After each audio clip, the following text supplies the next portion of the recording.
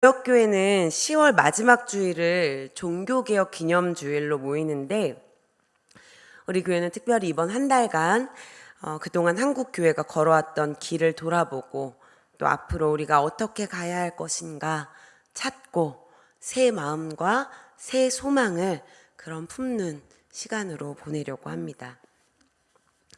여러분, 종교개혁에 대한 이야기들은 이미 많이 들어서 알고 계시죠? 1517년에 1517년에 마틴 루터가 이 독일의 비텐베르크 어느 교회 문 앞에 95개조의 반박문을 붙였더라 하는 그 종교개혁의 시작 이야기. 그때 마틴 루터가 걸었던 이 95개 조항의 원 제목이 면죄부의 권력과 효능에 대한 논쟁입니다. 그러니까 이 마틴 루터가 그래, 내가 종교를 한번 개혁해 보겠어, 그런 큰 포부로 시작했던 것이 아니고, 당시 로마 카톨릭에서 발행했던 면죄부 판매에 대해서 이것이 지금 문제가 있습니다, 이렇게 지적하는 것으로 이 일이 시작이 되었다는 것입니다. 죄인은 어떻게 구원을 받는가? 성경에서는 죄의 용서와 또 우리의 구원에 대해서 어떻게 말하고 있는가를 고민하고 살피면서 그 길을 따르고자 한 실제적 고민에서부터 이 개혁교회가 시작되었다는 것입니다. 면죄부를 막 사고 팔면서까지 이 죄의 문제와 구원의 문제를 어떻게든 해결하고자 했던 당시의 사람들을 좀 생각해 보자면 얼마나 죄, 용서, 구원의 문제가 그들에게 아주 실제적인 일이었는지를 생각해 볼 수가 있겠습니다.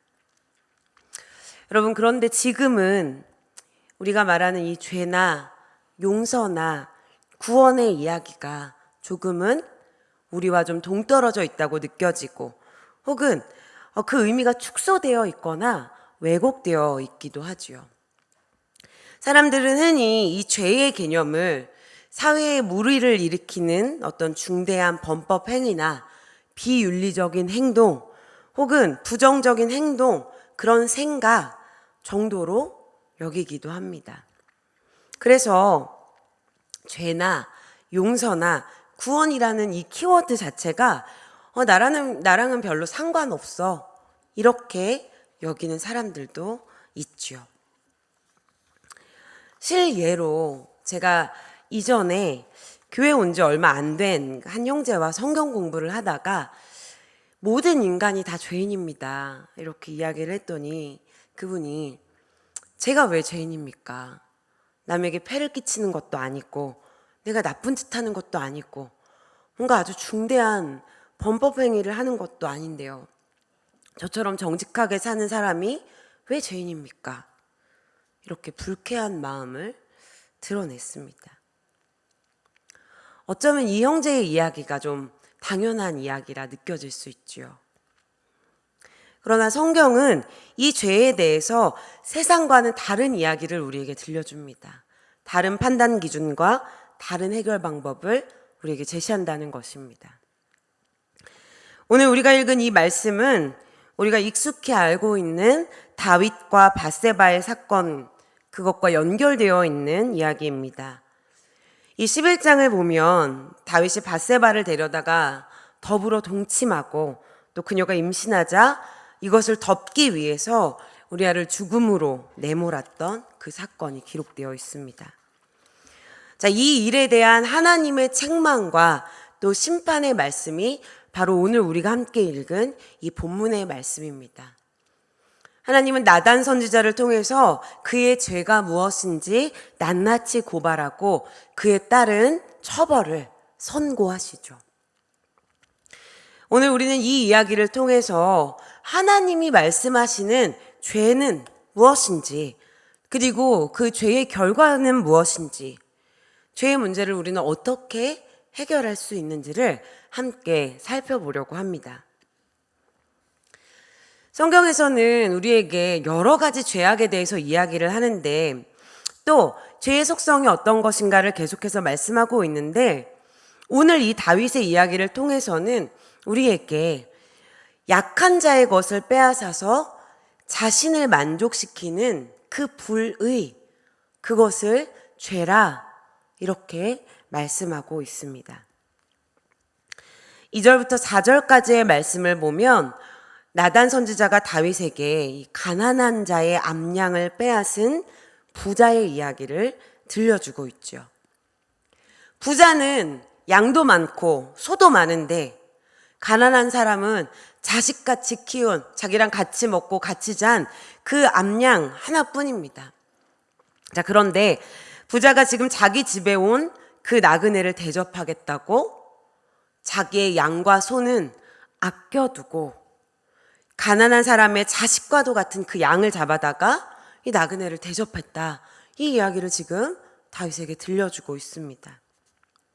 여러분, 이 이야기를 듣고 그 누가 뭐 그럴 수 있지 이렇게 생각할 수 있는 사람이 누가 있겠습니까? 어느 누가 들어도 다 이거 기가 찬 이야기입니다.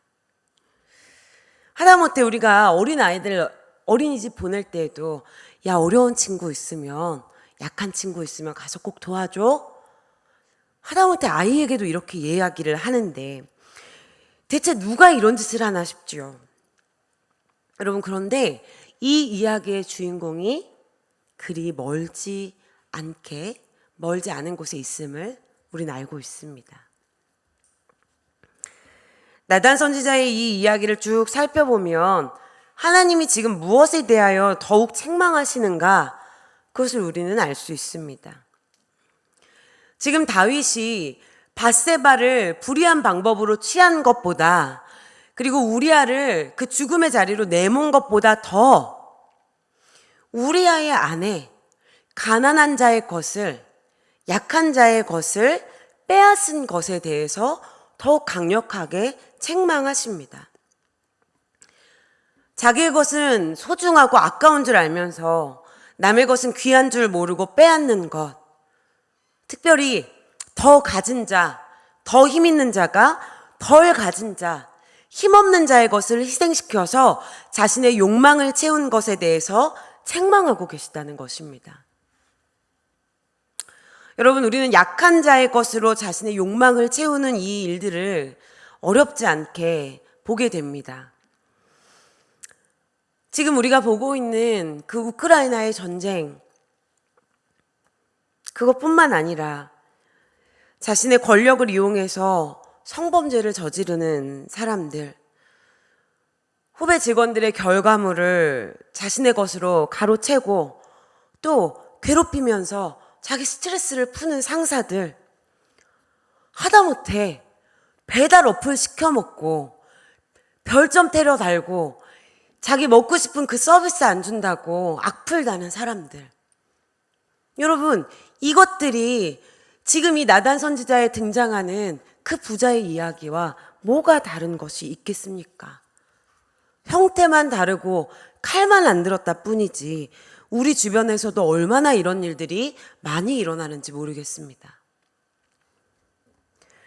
자신이 가진 힘으로 마땅히 이 정도는 할 수 있는 것 아닌가, 그리고 내가 이 정도 누리는 게 당연한 것 아닌가 생각할 수 있죠. 여러분, 다윗이 왕 아닙니까?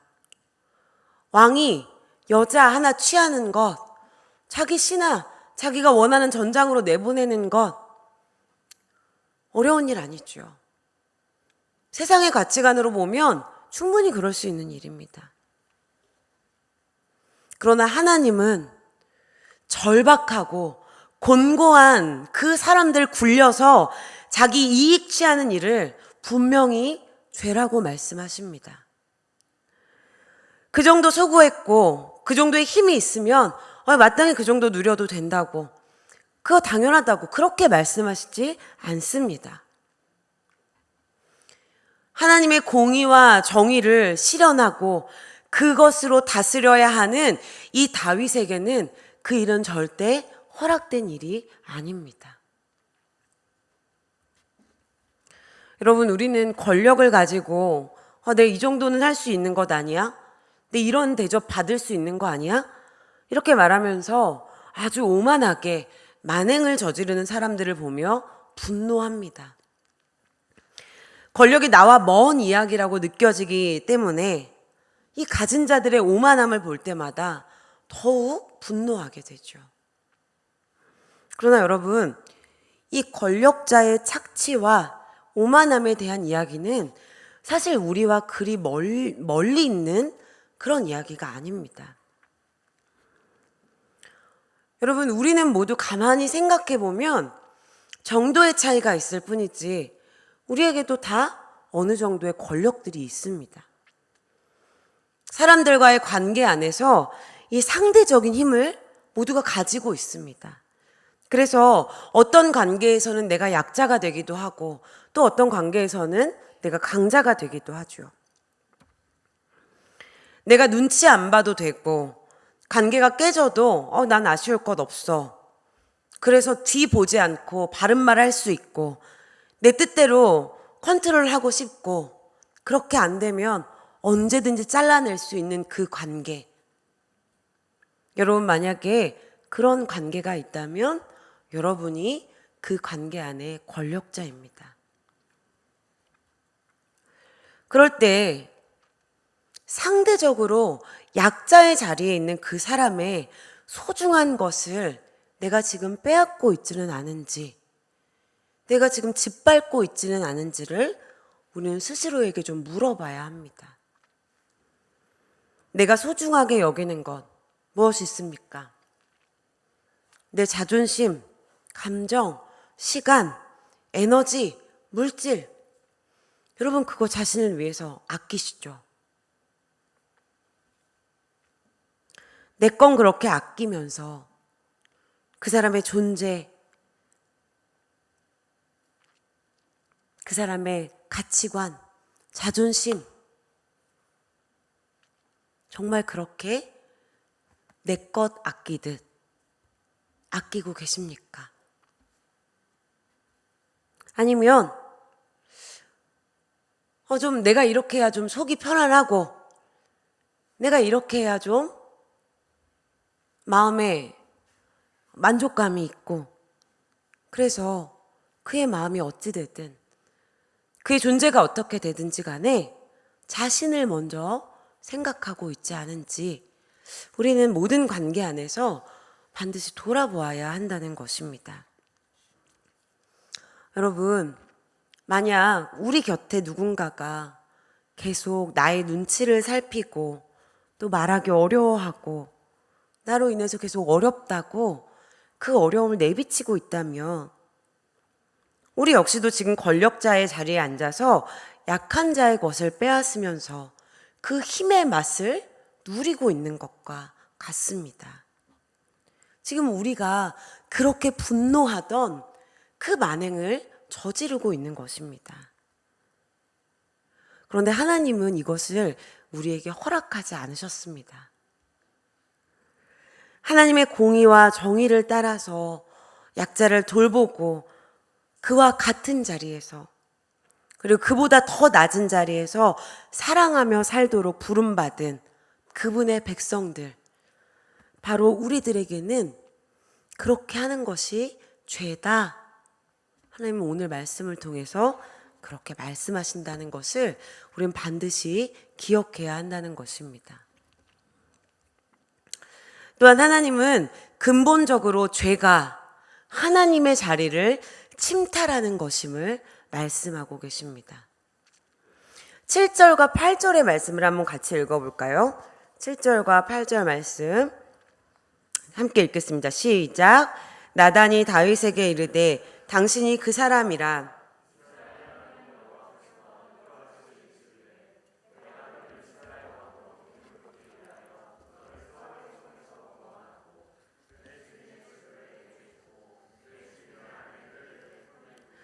이스라엘과 유다 족속을 내게 맡겼느니라. 만일 그것이 부족하였을 것 같으면 내가 내게 이것 저것을 더 주었으리라. 아멘. 이 7절과 8절 말씀을 보면 하나님 계속해서 다윗에게 내가 너에게 주었다, 이것을 계속 강조하고 계십니다. 내가 너를 사울의 손에서 구원하고 네 집 주인의 집을 내게 주고 아내들을 주고 이스라엘과 유다 족속을 너에게 맡겼다. 무슨 얘기입니까? 지금 다윗이 얻었고 누리고 맛보는 그 모든 것들은 하나님이 주신 것이라는 겁니다. 여러분, 기본적으로 누군가에게 받고 돌보도록 위탁을 받은 것은 그것을 맡긴 자, 그것을 주신 분이 나보다 높은 사람, 나에게 줄 만한 사람이라는 거겠죠. 지금 다윗이 이 왕의 자리에 앉아 있지만 다윗에게 주신 분이 하나님이시니 하나님은 이 다윗 위에, 그러니까 왕 위에 왕, 하나님보다 더 높은 분이 없음을 계속 반복해서 다윗에게 말씀하고 계시다는 겁니다. 그리고 그분이 다윗에게 하나 부족한 것 없이 충분하게 주셨다고 말씀하고 있습니다. 자, 그런데 지금 9절이 뭐라고 시작하고 있는지 아세요, 여러분? 그러한데. 우리 함께 9절 말씀을 읽어볼까요? 자, 시작. 그러한데 어찌하여 내가 여호와의 말씀을 업신여기고 나 보기에 악을 행하였느냐? 내가 칼로 햇사람 우리아를 치되 암몬 사람의 칼로 죽이고 그의 아내를 빼앗아 내 아내로 삼았도다. 부족함 없이 주었고 더 달라면 더 주었을 텐데 왜 나한테 구하지 않고 네 힘으로 죽이고 빼앗고 얻으려고 하느냐? 책망하고 계십니다. 자기의 힘으로, 자기의 권위로 우리아를 죽이고 그의 아내를 빼앗은 일은 하나님이 그에게 필요한 것을 모두 주셨다는 것을 인정하지 않는 처사이고, 원하는 것을 하나님께 구하면 주신다는 그 사실을 신뢰하지 않는 처사이고, 무엇보다도 하나님의 나라와 그의 삶이 이 다윗 왕의 힘과 권위가 아니라 왕 대신 하나님의 통치 아래에 있음을 무시한 처사였다. 그렇게 볼 수 있다는 것입니다.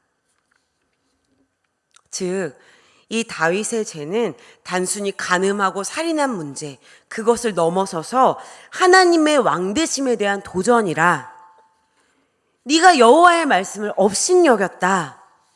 바로 이 문제를 하나님이 거론하고 계신다는 겁니다.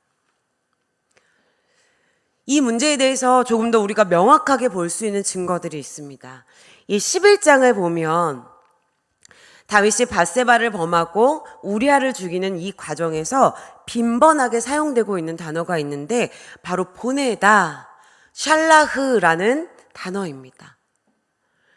11장에서만 12번이 사용이 되는데 이 단어는 명령할 수 있는 사람, 그러니까 그 자리에 있는 사람만이 사용할 수 있는 단어입니다. 실제로 출애굽기 3장에 보면 하나님이 모세를 바로에게 보낼 때 바로 이 보내다라는 단어로 사용이 됩니다. 자, 그런데 11장에서 다윗은 지금 가만히 자리에 앉아서 계속해서 사람들을 어딘가로 보내고 있습니다. 목욕하고 있는 밧세바를 알아보라고 사람을 보내고, 그녀를 좀 데리고 오라고 전령을 보내고, 우리아를 불러오라고 요압에게 사람을 또 보내고, 끊임없이 지금 그의 죄의 모든 과정 안에 사람을 보내고 또 보내고 있다는 것입니다. 지금 이것이 무엇을 보여주고 있습니까? 지금 다윗이 내가 이 나라의 왕이야, 나는 보낼 수 있는 사람이야, 지금 그것에 도취되어 있다는 것입니다. 마치 왕노름 하듯이 손가락 하나 까딱하면 치우고 까딱하면 데리고 오고, 자기의 욕망을 채우고 자기가 원하는 대로 상황들을 컨트롤할 수 있는 그 달콤함에 지금 취해서 정신을 차리지 못하고 있다는 것이죠. 얼마나 이 맛이 달콤했는지는 모르겠지만 지금 밧세바가 임신하고 우리아가 전장에서 죽고 아이가 태어나는 이 대략 1년의 시간에 지나게까지 다윗은 침묵합니다. 그가 하나님 앞에 먼저 나왔다는 고백이 없습니다. 자기가 지금 죄를 짓고 있다는 자각이 없었던 건지, 아니면 알아도 그냥 덮어두고 모르는 척을 하고 싶었던 것인지, 아니면 그 마음이 무뎌졌던 것인지 몰라도 다윗은 이 1년 정도의 시간을 침묵하고 있습니다. 여러분, 우리는 이러한 마음과 이러한 태도를 교만이라 말합니다. 본래 이 교만이라는 말은 쌓아 올리다, 높은 자리에 놓다 하는 의미입니다. 교만이 단순히 아유 나 자신만만해, 난 겁 하나도 안 나, 내가 쟤보다 낫지, 그런 마음이 아니고 자신의 적극적인 의지로 하나님의 자리에 앉아서 나의 삶을 컨트롤하고 상황을 컨트롤하고 그 모든 일들을 통하여서 욕망을 채우려는 그 마음과 태도, 내 마음대로 돌아가기를 원하는 그 마음, 그것을 교만이라고 말한다는 것입니다. 교만이 모든 악의 근원이라 그렇게 말하는 것처럼 스스로를 높이는 이 마음이 하나님의 자리를 뺏는 줄도 모르고 그것이 하나님을 업신 여기는 악인 줄도 모르고 그 달콤함에 취하게 하고 하나님 앞에서 침묵하게 하고 하나님 앞에 엎드리지 못하게 그렇게 우리의 눈과 마음을 가리우게 된다는 것입니다. 이렇게 하나님은 다윗의 죄를 낱낱이 드러내십니다. 그의 이 표면적인 죄뿐만 아니라 그 마음 안에 있는 아주 근본적인 죄의 뿌리까지 모두 다 들추어내시죠. 그런데 여러분, 생각해보면 하나님이 지금 굳이 이렇게 하셔야 되나? 하는 생각을 좀 해봅니다. 다윗이 죄를 지었을 때 그냥 바로 즉결 심판 하시면 되었던 일 아닌가? 사울처럼 야 너도 아웃 그냥 그렇게 내치시면 되었던 일이 아닌가? 게다가 지금 다윗이 1년간 침묵하고 있었다고 말씀드렸죠. 반대로 생각하면 하나님이 1년간 지금 기다리고 계셨던 겁니다. 다윗이 그랬는데도 도대체 하나님은 왜 다윗을 이렇게 쫓아다니시면서까지 그의 죄에 대해서 밝히시고 심판을 말씀하시는 걸까요? 우리는 여기서 하나님의 마음을 볼 수 있습니다. 하나님은 지금 다윗에게 회개할 기회를 주고 계시는 겁니다. 여러분, 사실 이 다윗의 회개는 다윗이 자신의 마음으로 자신의 입으로 했다 뿐이지 이 모든 일들이 다 완벽한 하나님의 주도하에 이루어지고 있습니다. 1년을 기다렸는데 아무 소식이 없으니 아이고 그래 됐다, 나도 이제 할 만큼 했다, 그렇게 포기하시지 않으십니다. 오히려 아주 적극적으로 다윗에게 찾아가십니다. 1절에 여호와께서 나단을 다윗에게 보내시니, 여러분 아까 보냈다 단어 기억나시죠? 다윗이 자신의 주도권을 가지고 자신이 왕의 자리에 앉아서 죄 짓는데 여념이 없었던, 계속해서 보냈던 그 일을 이제는 완전히 하나님이 역전시켜서 하나님이 주도권을 잡고 나단을 다윗에게로 보내십니다. 하나님이 주도권을 잡으시겠다는 이야기입니다.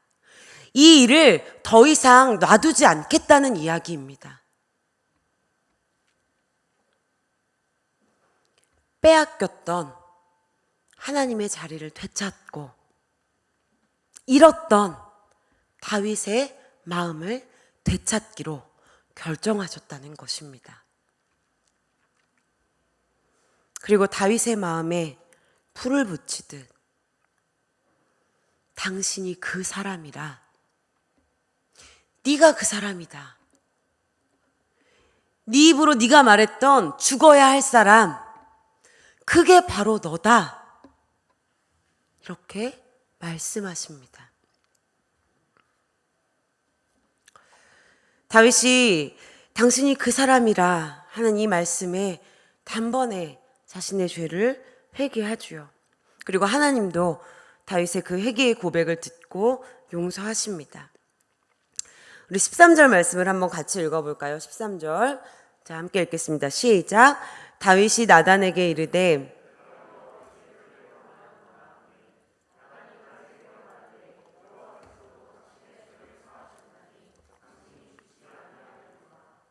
아멘. 우리가 보는 말씀은 이 한 줄 안에, 짧은 한 줄 안에 다윗이 회개했고 하나님이 용서하셨다, 너무나 짧게, 너무나 간단하게 이야기가 되고 있지만, 이 장면을, 이 회개의 고백을 하고 있는 시편 51편 그 고백을 보면 얼마나 처절하게, 얼마나 낮은 마음으로 그가 자신의 죄를 시인하고 하나님의 긍휼을 구하고 있는지. 하나님, 제발 저를 버리지 마십시오. 제발 저를 깨끗하게 해주십시오. 얼마나 하나님 앞에 매달리고 있는지 우리는 알 수가 있습니다. 그리고 그러한 죄의 고백 앞에 하나님은 그의 죄를 용서하시죠. 그러나 우리가 기억해야 할 것은 이 용서가 그의 회개의 결과물은 아니라는 것입니다. 이게 그냥 그의 회개의 결과물이었다, 이렇게 말하면 반쪽짜리의 정답입니다. 이 용서는 그의 회개에 대한 완전한 결과물이 아니고 하나님의 언약에 대한 신실하심 때문이었습니다. 지금 그가 자신의 죄값을 그대로 다 치러야 했다면 죽었어야죠. 죄의 삭시 사망이니까요. 자, 그러나 하나님이 그에게 하셨던 그 언약, 우리가 지난주에 나누었던 그 다윗 언약에 대한 하나님의 신실하심으로 지금 그를 용서하시고 죄에서 건져주신 것입니다. 지금 그럼에도 불구하고 여전히 해결되지 않은 문제가 하나 있죠. 바로 그럼 이 죄의 값은 누가 치를 것이냐 하는 것입니다.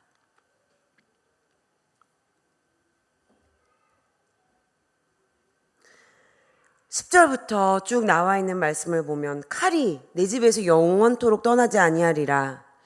내 집에 재앙을 일으키고 내가 내 눈앞에서 내 아내를 빼앗아 내 이웃들에게 주리니 그 사람들이 내 아내들과 더불어 백주에 동침하리라. 너는 은밀히 행하였으나 나는 온 이스라엘 앞에서 백주의 이 일을 행하리라 하셨나이다 하니. 근본적으로는 이 죄의 값을 없는 셈 치지는 못한다는 것입니다. 용서와 없는 셈 치는 것은 다른 일이죠. 죄인을 용서하기는 하지만 죄에 대해서는 그 값을 치르게 되어 있습니다. 자, 그렇다면 하나님의 언약과 죄의 값이 상충할 때 하나님은 어떻게 하시는가? 이 사망으로밖에 치를 수 없는 죄의 값을 다른 이에게 담당시키시죠.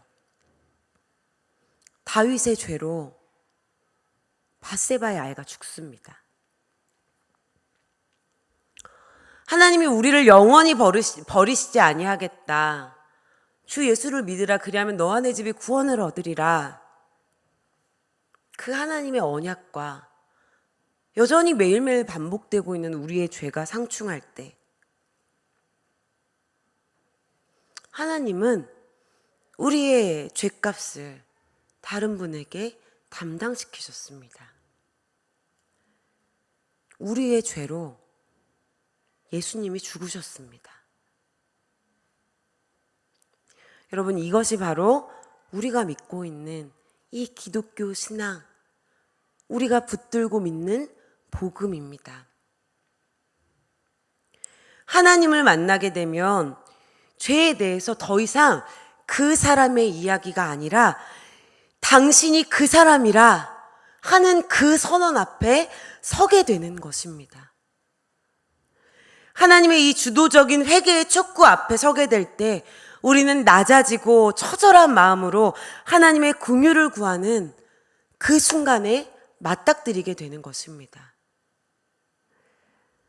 신앙은 그때부터가 시작이고 그 길들을 계속 걸어가는 것이 바로 우리의 믿음의 여정입니다. 세상이 여전히 이 죄의 영향력 안에서 서로가 서로를 찌르고 죄의 영향력으로 고통스러워하게 될 때, 그리고 속이는 자가 우리에게 계속해서 죄책감과 정죄함으로 이 죄의 짐을 우리에게 지울 때 우리는 우리의 죄의 짐을 계속 예수 그리스도의 그 십자가 앞에 이미 우리의 죄값을 담당하신 그 예수 그리스도의 십자가 앞에 매일매일 내려놓고 우리는 우리의 십자가를 지고 예수 그리스도를 따르는 그런 삶을 살아가는 것입니다. 하나님이 말씀을 통해서 우리에게 죄를 깨닫게 하시고 네가 그 사람이다. 네가 그 죽을 수밖에 없는 그 사람이다.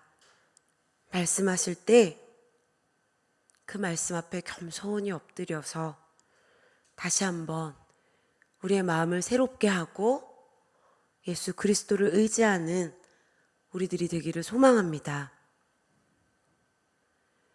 만일 우리가 우리의 죄를 자백하면 그는 미쁘시고 의로우사 우리의 죄를 사하시고 우리를 모든 불의에서 깨끗하게 하실 것이라 하는 이 고백 가운데 죄의 짐을 내려놓고 복음의 은혜, 복음의 자유를 누리는 우리 다드림의 청년들이 되시기를 주님의 이름으로 축복합니다. 아멘. 우리 시간 말씀을 생각하며 함께 찬양하기를 원합니다. 우리 예수 피를 힘